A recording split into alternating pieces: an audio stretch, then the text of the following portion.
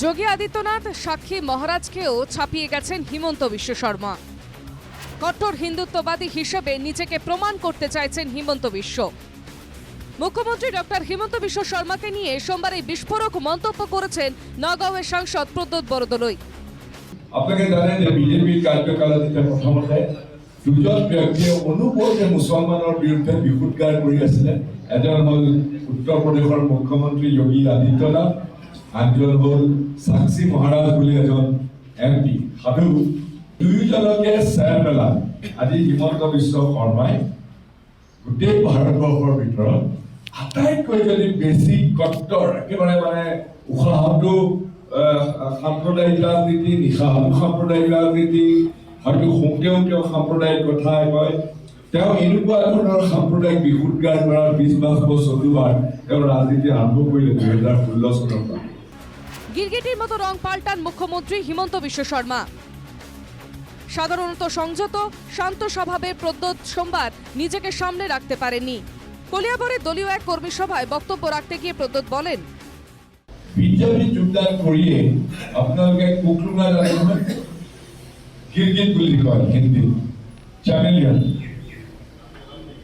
কুকলুঙাটো হ'ল দলীয় সভাত কয় এই জেঠিৰ যা বস্তুটো গিৰগিট দেহৰ বৰণ সলাব পাৰে।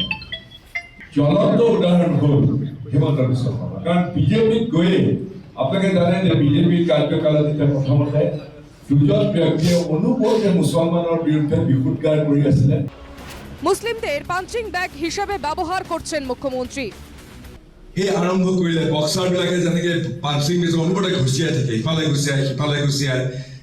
হিমন্ত বিশ্ব শৰ্মাই মুছলমানসকলক পাঞ্চিং বেগ হিচাপে এনেকৈ ব্যৱহাৰ কৰিলে। প্ৰতিটো ক্ষেত্ৰতে কেৱল মুছলমানৰ গালি, প্ৰতিটো কথাতে মুছলমানসকলক দোষাৰোপ, যেন গোটেই আমাৰ যিমানবিলাক বেয়া কাম হৈছে মুছলমানসকলে কৰিছে।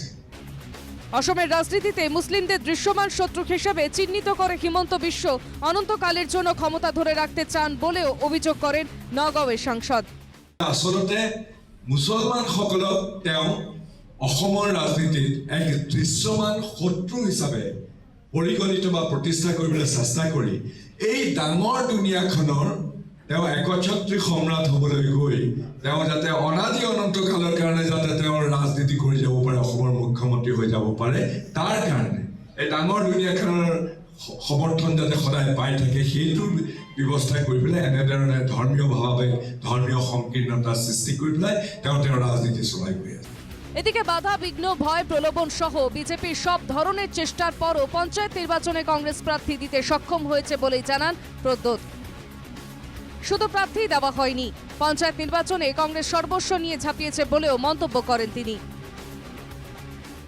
পঞ্চায়তত আমি বিভিন্ন ভয় ভাবুকি প্ৰলোভন, কিছুমান থানাৰ পুলিচৰ অত্যাচাৰ, পুলিচৰ পক্ষপাতিত্বমূলক হেঁচা এনেকুৱা ধৰণৰ স্বত্তেও আমি কেণ্ডিডেট দিবলৈ সক্ষম হৈছোঁ।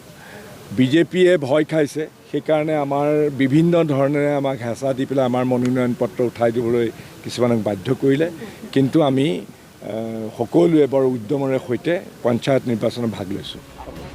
এদিকে রবিবার তার উপর যে প্রাণঘাতী হামলা হয়েছিল এ নিয়ে কথা বলতে গিয়ে প্রদ্যোৎ জানান, পুলিচ থানাৰ ওচৰতে হৈছে।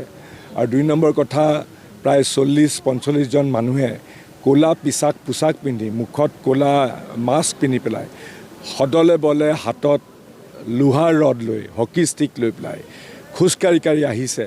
আৰু তেওঁলোকে জানে যে মই কোনটো ৰাস্তাৰে পৰৱৰ্তী সভাখনত ভাষণ দিবলৈ যাম বা পৰৱৰ্তী সভাখনত অংশগ্ৰহণ কৰি যাম, তেওঁলোকে খাপ পাতি আছে। পুলিচৰ আমি আশা কৰোঁ পুলিচে যাতে তেওঁলোকে যাতে কোনো ৰাজনৈতিক পক্ষপাতৰ পৰা মুক্ত হৈ যাতে এই দুষ্কৃতিকাৰীবিলাকক তেওঁলোকে কৰায়ত্ব কৰে। পঞ্চায়েত নির্বাচনের এই আবহে সব মিলিয়ে রাজ্য রাজনীতির পারদ যে চড়া তা বলার অপেক্ষা রাখে না। Bureau report, NKTV Bangla.